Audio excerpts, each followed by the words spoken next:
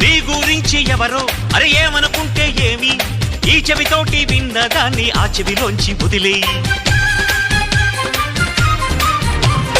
మేఘం సాగుతున్నా కాకులు మూగుతున్నా ఆకాశానికి మలినాలేవి అంటుకోవని చెప్పి పూల పంతి పట్టి నీటి మధ్యలో ఉంచిన తేలుతుందో ఈ పైకే సోదరా.